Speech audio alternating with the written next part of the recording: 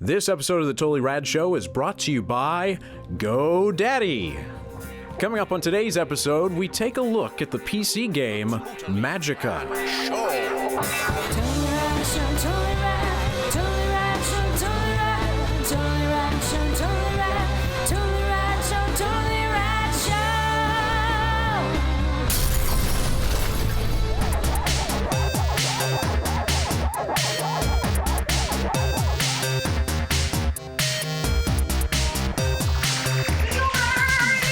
The game we're talking about today is called Magicka, and it was released on Steam last week.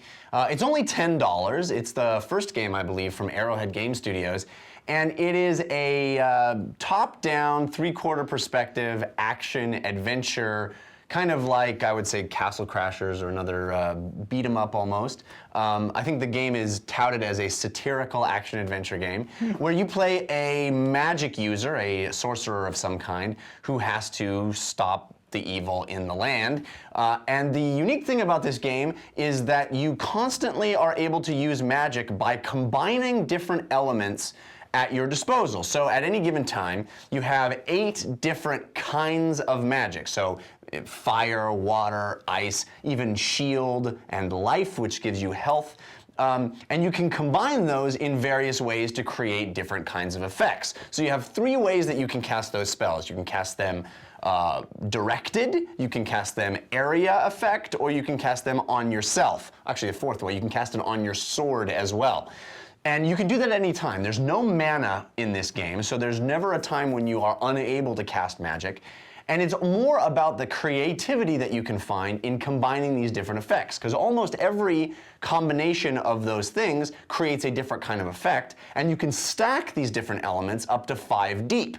So you will find in the game various recipes for big spells that require many different steps of combinations before you can fire them off. In fact, some of the elements, like fire and water, are combined to make a 3rd element, air. So even 5 deep spells can have multiple steps in there to create very powerful spells. And you'll find that there are really myriad ways in which these spells are graphically represented and can affect the enemies. Alex. Yes. Tell me about we all played it together. Yep. It is a up to 4-player co-op game. Yeah. And I should say right off the top that there has been a lot of technical issues with this game since its release, but including us having them. Yeah, and I'm sure we'll talk about that. But Yeah. I will say that the company has been very good about releasing patches every single day since the game's release. Yeah. And a lot of those issues are being dealt with and maybe even solved by the time our episode is out. So Correct. We hope. Yeah, we hope. But we did run into some problems. We ran into a couple problems. It really felt at the beginning when we were trying to kind of connect everybody into the same game, really felt like we were back in the 90s trying to get a Quake 2 match going. Where it was like, I'm in this one, it's called this, find it. And you're like, Yeah. I can't find it. Not It's not on there. my list. Yeah. Refresh. No, nothing's there. You know what I mean? Now Like, I'm in your game, yeah, but I don't show yeah. up. I can't see my character. I see your character. I can't see my character. Yeah. Very Unfortunate. 90s. Unfortunate. And then, of course, we got to fairly far into the game, and then the game crashed, and we couldn't get any farther. We crashed multiple times. in the same Hopefully, space. that'll be fixed. Patches. I think it might have been the end. I don't think it was the end. No, it wasn't. He was taking us to a different plane. Anyway. This game, for me, so I started playing this on the keyboard to begin with, and I had a lot of frustrations with this game. Mainly because the way that you control is sort of like a Diablo style, like point and your guy goes there, but you have to hold it, so you kind of point in the direction you want him to go, and when you hold, he'll move, so it's not a point to a place and he will move to it.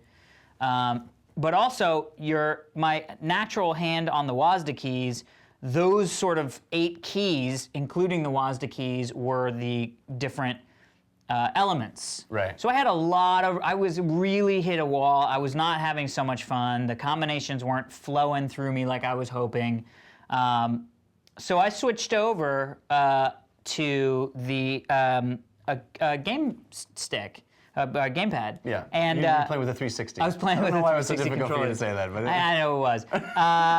And boy, did this game open up for me. It became more of a fighting game. I felt like I was playing Street Fighter. You use the right stick to start to do what you would have done with all those. Yeah, and keys. the thing is, you go up, and you're presented with 2, so you're constantly going like up, left, right, down, up, left, fire. You know what I mean? Because you're stacking all You're those stacking elements, these things in, and you kind of get into this rhythm. And the other thing is that there's a friendly fire is not only on, it is on. It is like, friendly fire is, at the beginning of the game, is the most frustrating thing, and I'm like, why? And we have these like one-hit kill spells, and when you don't, your guy dies and you just blow your friend up to smithereens, you feel a little bit bad for a second. But then you can res them, but they really worked with things that were so smart. If you're dripping wet, and you try to use the electricity, it doesn't fire and it also hurts you.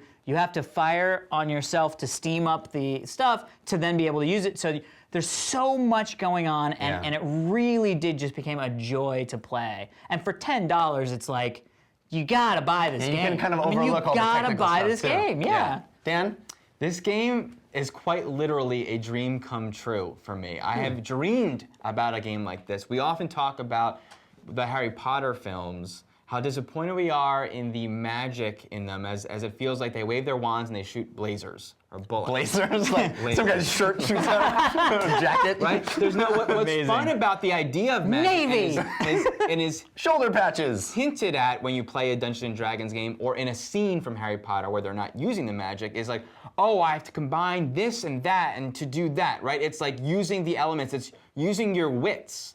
Whereas a lot of times magic in games, and I take issue with it describing it as a beat 'em up like Castle Crash or whatever, because it's not, to me, the experience of playing this game is nothing like those games. It's kind of hard to describe it. It's maybe more like a Diablo or a dungeon crawler. Yeah.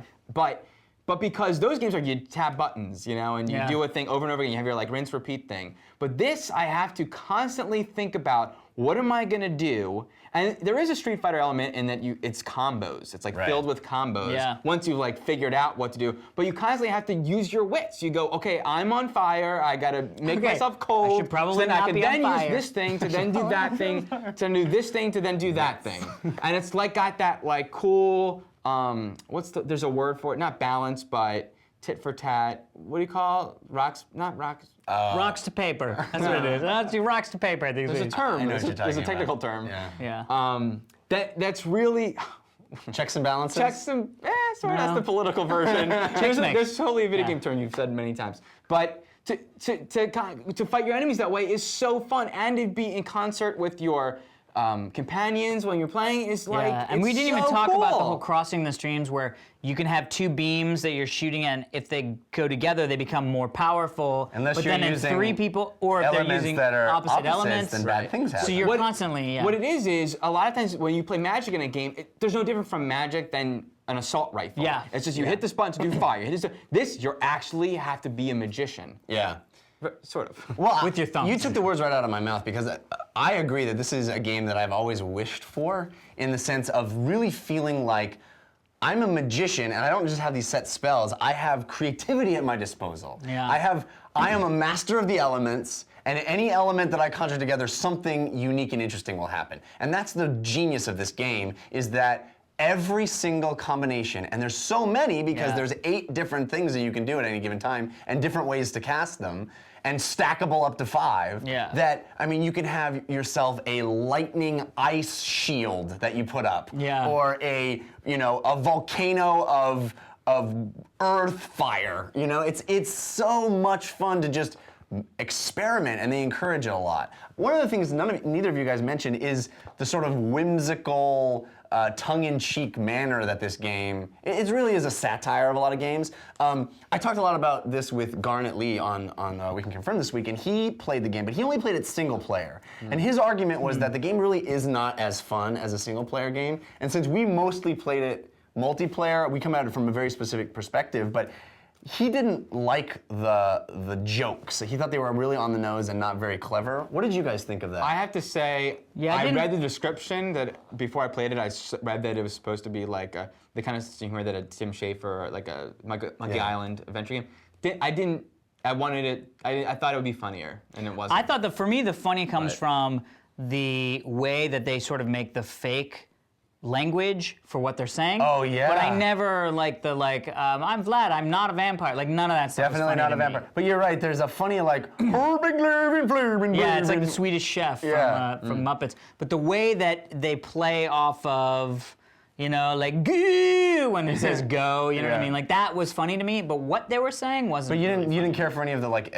Chapter 4 is called A New Hope, and Chapter 5. I mean, it was is okay, called- but it wasn't like, whoa, my Yeah, God, I guess fell it's a out of little on the chair." nose. I like that kind of thing. I like the whimsy and the It attempt is at such being it fun is such a and funny. great game I like for that kind $10 of thing. though, and I Yeah. think Dan nailed it because we were playing along and Dan said this game wins because it has no mana pool, and that at 100%.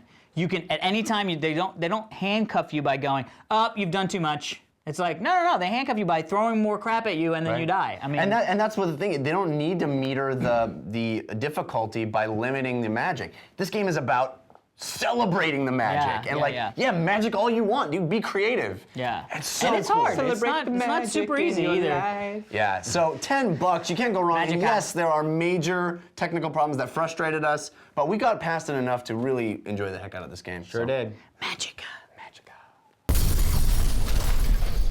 All right, everybody, remember to stick around for this day in rad history. But first, sponsors, GoDaddy.com is the place to get your domain names and web hosting.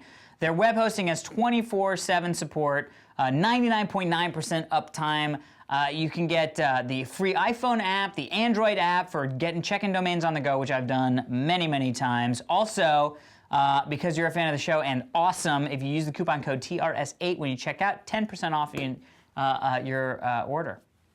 GoDaddy.com. Thank you so much. We will see you tomorrow. Send in your background, be like Andrew. Very cool. Fans of TotallyRadShow.com. Don't miss tomorrow, new segment. It's called RADicelli. Today is February 8th, and on this day in rad history, in good old 1915. God, that was a good old year. Oh, it was. D.W. Griffith's Birth of a Nation premieres in LA. So this is one of the most pivotal movies ever made. You think that somebody the said, first movie. Have you guys ever Where are you seen going? it? And I'm going to the pictures. The pictures. Had to have. This is the movie to where it wasn't before then. It was like a scene happened, and then a scene. This is like it actually played with time. You would have cuts that would like be one person, then another person, and it would go back and forth. There's a narrator too. It was just modern. Is there you a know? disgusting birthing scene that I would have to avoid? A nation? Yeah. Someone Have you guys birthed seen out it? a whole I've never nation. seen it. I've seen it. You've seen it? I mean, sort of like Film you have. school. Yeah, you can't not look yeah. at it. But also, as we're talking about, it's also one of the most racist films ever made. And interestingly enough, Disney Studios was formed in 1926, also with some Somebody send that in to us? fascist ties. At EFICE32, sent that in. EFIS 32? I hate all those other 31 EFICE. epheses. EFICE.